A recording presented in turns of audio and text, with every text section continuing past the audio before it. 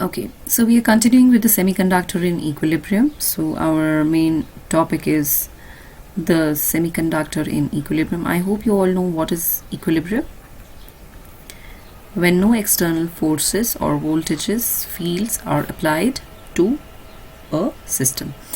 So it is the semiconductor in equilibrium. Okay, so today we'll discuss about the charge carriers. Sorry. We'll discuss about the charge carriers, or you can say the charge conduction. Okay, so this is okay. So charge carriers and charge conduction. Now, what are the carriers which are responsible for the charge in a what are the carriers which are responsible for charge in the semiconductor? Or we know that's our electrons and holes. Now, when we know about the history of the Fermi functions, we know the Fermi functions, and plus we know the density of states. Alright, what does Fermi function give us? Fermi function gives us the distribution. It gives us the distribution of electrons and holes. And what does the density of states give us? It gives us the total number of quantum states, or the distribution of quantum states. Okay, now if we have abundance of electrons but we do not have the quantum states, will the electrons exist in the absence of the quantum states? No, we need quantum states so that the electrons are present in a semiconductor, or the electrons contribute to the current. So actually this charge conduction in a semiconductor is a function of Fermi-Dirac distribution function as well as the density of states. Now we'll see how.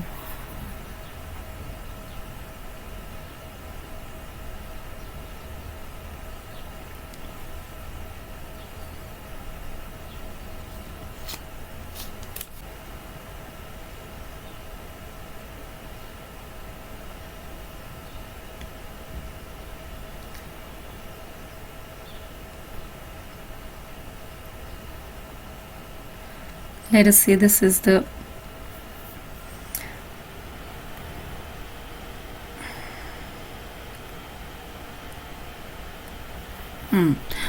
so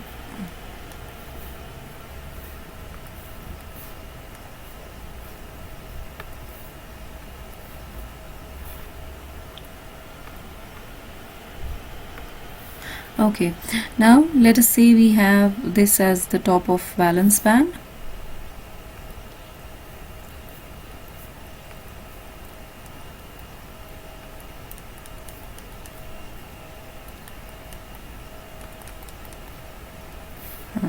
Let us say this is our valence band. This is the conduction band.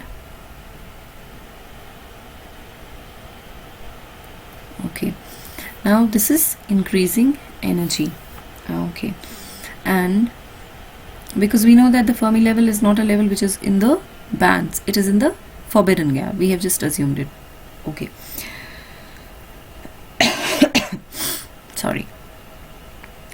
Now what is E versus density of states in conduction band is given by GC of E.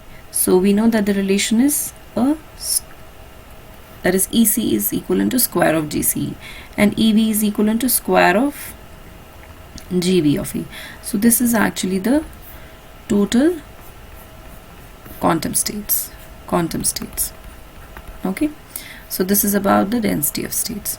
Okay, now what about the Fermi Dirac distribution function? If we say f of e is the Fermi Dirac distribution function for the electrons. 1 minus f of e is for the holes. Now our f of e will have maximum value in the valence band, lower levels, and then minimum value in the conduction band, higher levels, because the electrons are jumping. So it may look like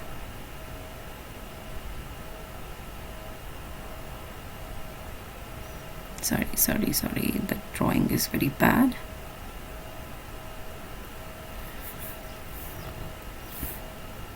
It's better that I do it this way.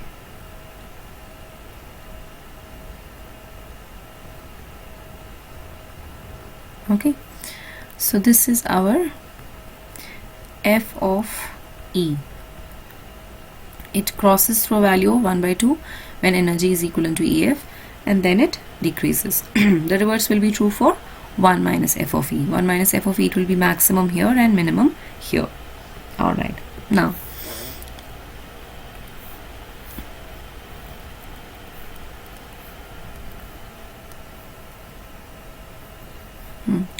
now the electron concentration N of E will be a product of Gc of E, that is the density of states in the conduction band, and the Fermi function, that is ff of E, Fermi function. So what is the common area? So how do we multiply these two? It is like this is our Gc of E, this is our f of E, the common area is this thing. So this product comes out to be electron concentration, or this will be N of E. Okay, similarly P of E, that is the holes in the valence band, will be G V of E into 1 minus f of E. Now what is 1 minus f of E? 1 minus f of E is this portion. Alright, so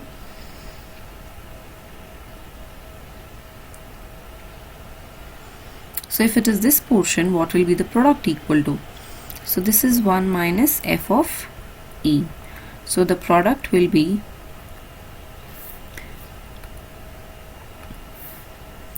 equal to this portion only.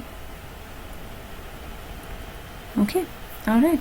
So this will give us P of E equals to G V of E into 1 minus f of E. So this is your GV of E, density of states. Alright, yeah. Okay. Now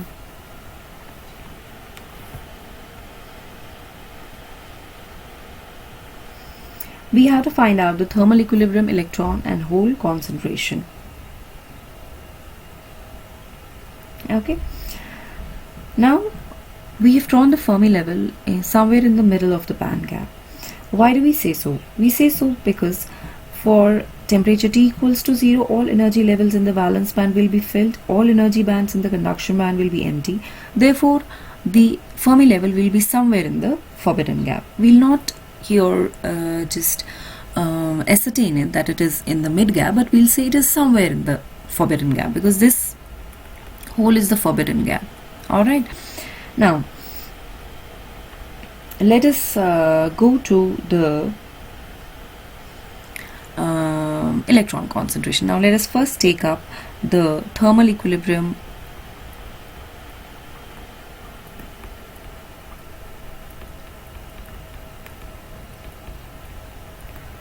electron concentration. So the thermal equilibrium electron concentration for the entire band will be obtained by integrating this expression over the entire conduction band energy. So it will be given as N naught as an integral of Gc of E into f of E dE. Yeah.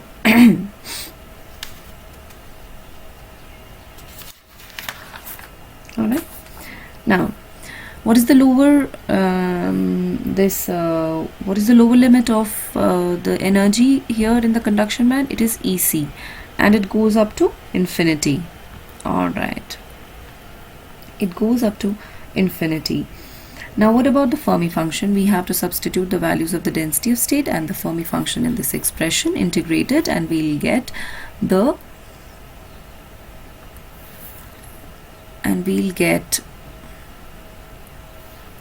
thermal equilibrium concentration. Now, you have when we have electrons in the conduction band, so EC is the minimum energy, so E becomes much greater than EC, right?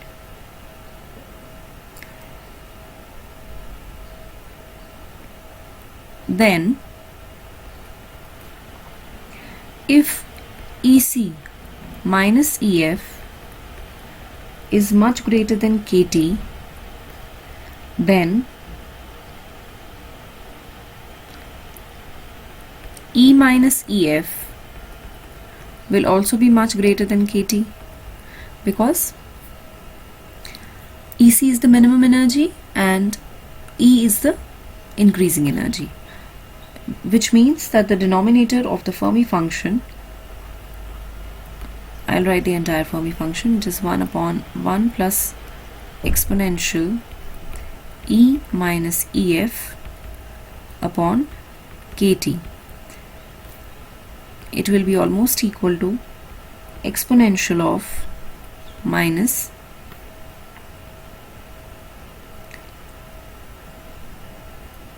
E minus EF upon KT. Okay, because the energies are quite high.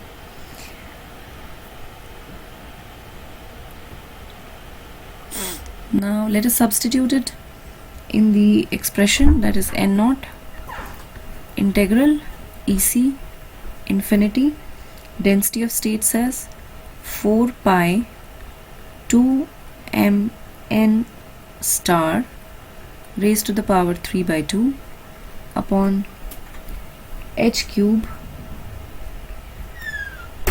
under root of E minus EC, that is the extension to the semiconductors, which I already told you, and then the Fermi function exponential of minus E minus EF upon KT into D of E. Seems a bit of complicated.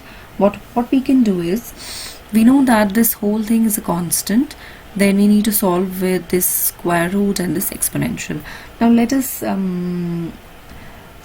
us introduce a variable eta as E minus EC upon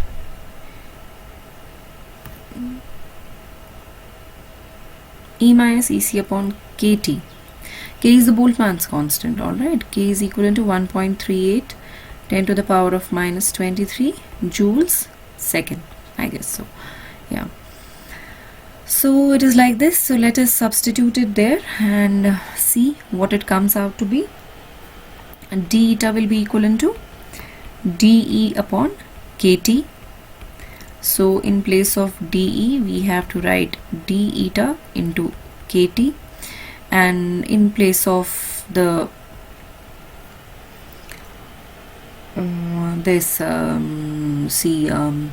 under root of E minus EC, what do we have to write? We have to write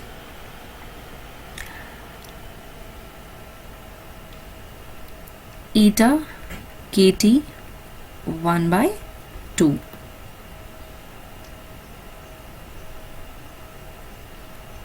equals to under root of E minus EC.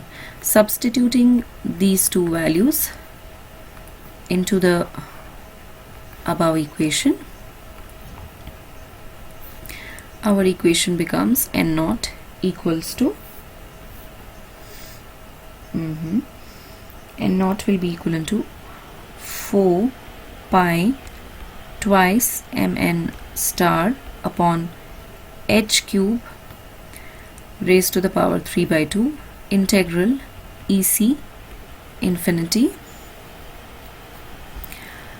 This is eta kt 1 by 2.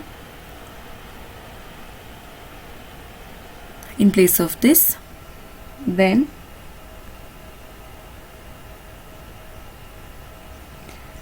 exponential, we'll keep it like this, minus E minus EF upon KT into DE, that is d eta into KT. Alright, now what is left there is a term exponent of minus E minus EF upon KT. How do we solve with this? We'll simply break it up. We'll write it as exponent of minus E minus EC minus EF plus EC upon KT. So that is, I have just added and subtracted EC. It doesn't make a difference. And then we'll separate the two as exponent of minus EC minus EF upon KT into exponent of minus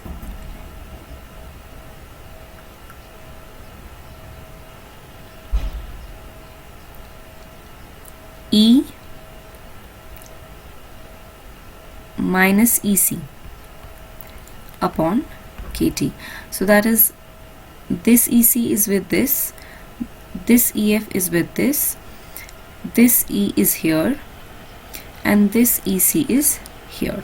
Alright, maybe I use the different colors.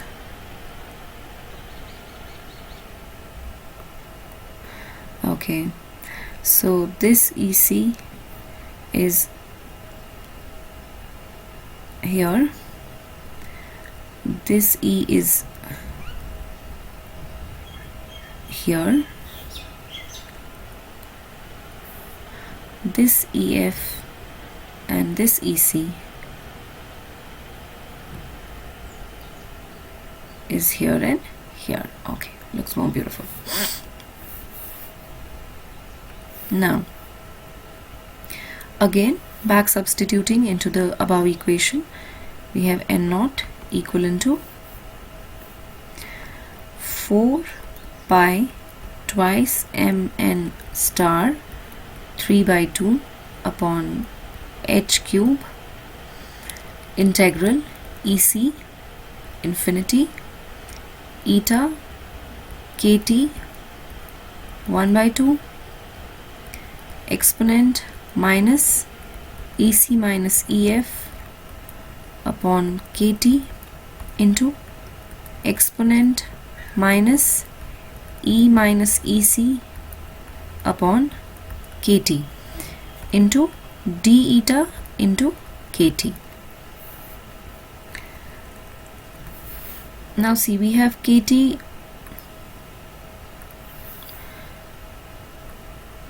we have KT here, we have KT here, and we have KT here, so we can write it as, we can write n naught, we can write n naught as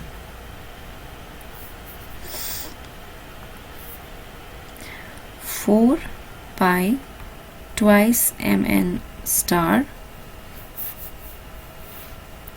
twice mn star kt 1 by 2 and kt 1, it's 3 by 2, kt to the power 3 by 2 upon h cube.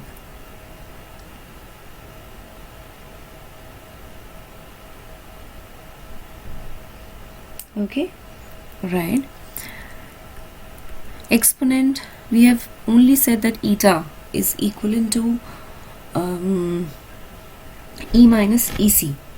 upon kT. So this we'll take out this exponent, that is exponent of minus EC minus EF upon kT. And what is left inside is integral EC to infinity eta 1 by 2. What about this? This is exponent of exp, exponent of minus eta into d eta. Alright, now this integral eta 1 by 2 exponent of minus eta into d eta has a value of 1 upon 2 under root of pi. It's a gamma function, and it is already and has been already evaluated in the mathematics gamma function. Okay, you can check any of the mathematics book if you want for its solution. So we can substitute n naught as 4 pi, the above expression as it is, kT 3 by 2 upon h cube exponent of minus EC minus EF upon kT into under root of pi upon 2. Root of pi upon 2. Right. So just after manipulation we can write it as 2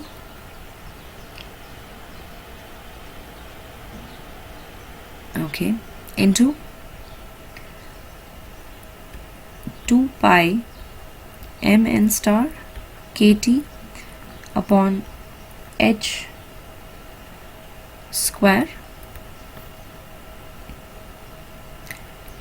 3 by 2 exponent of minus EC minus EF upon kT. Now this whole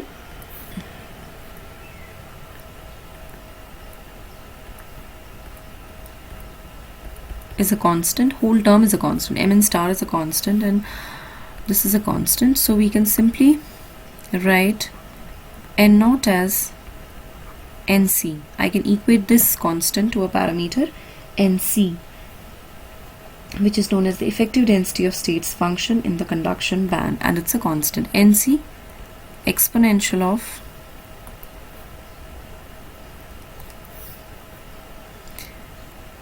minus EC minus EF upon kT. Alright, okay, so where NC is the effective density of states function, and this NC is a constant and has a value of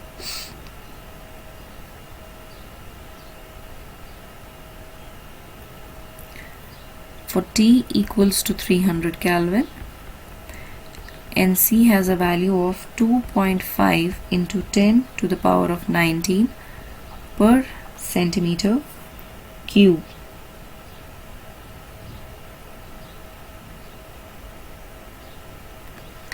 If we assume that the effective mass is equal to the rest mass, for most of the semiconductors the value will be around this.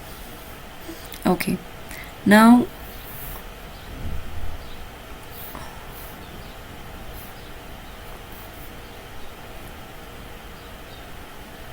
what do we infer from this equation? We draw an inference that the thermal equilibrium electron concentration increases exponentially when the distance between EC and EF decreases.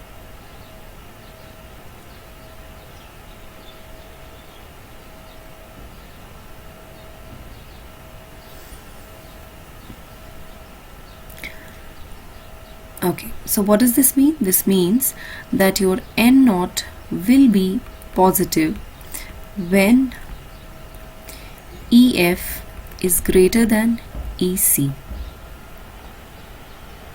Okay. When EF is greater than EC means when the Fermi level is coming above the conduction band energy level or the bottom of the conduction band, which means more number of electrons. N naught will decrease exponentially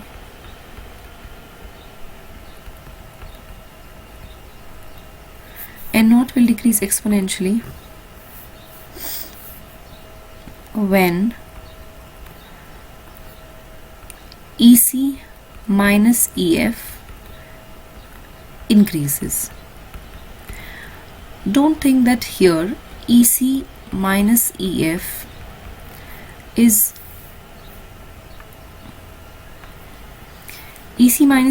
not a mere, it's not a mere subtraction of two energy levels, okay, but it is somewhat more than that.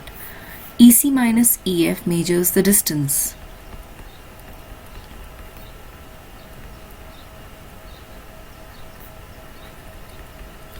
It measures distance between two energy levels. So if we need N naught to be large,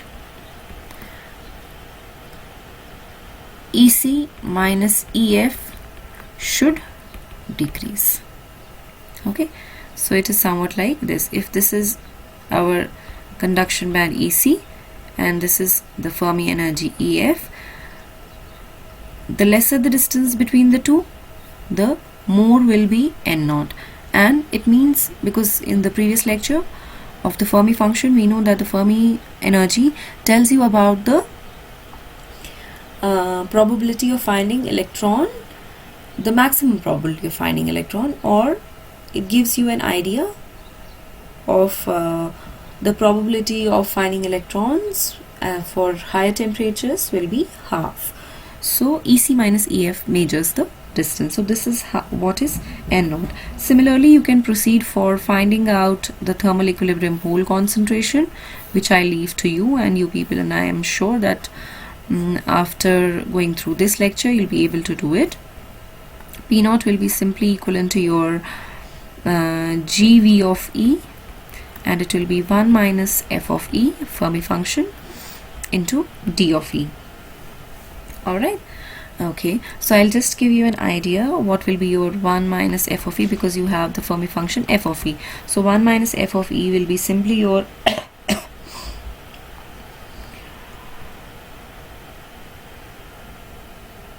it will be your 1 minus 1 upon 1 plus exponential of E minus EF upon KT. So if we do a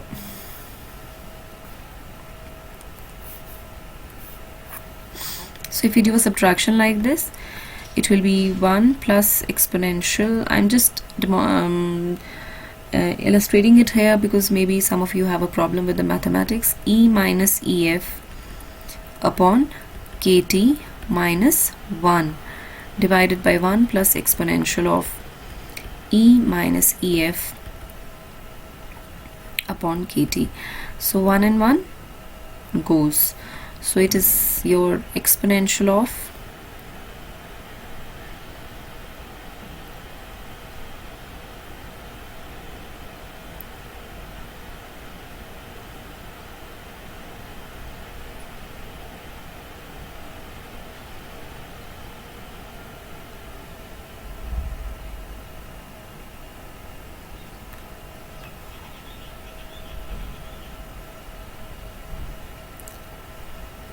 E minus EF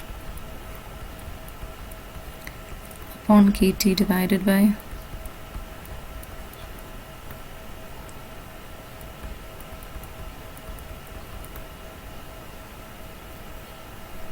EF upon kt.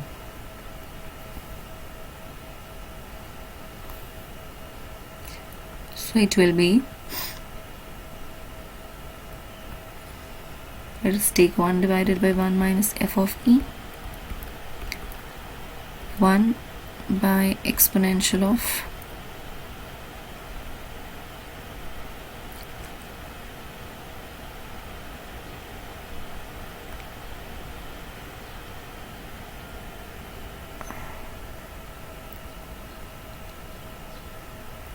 e minus ef upon kt plus exponential of e minus ef upon kt exponential of e minus ef upon kt.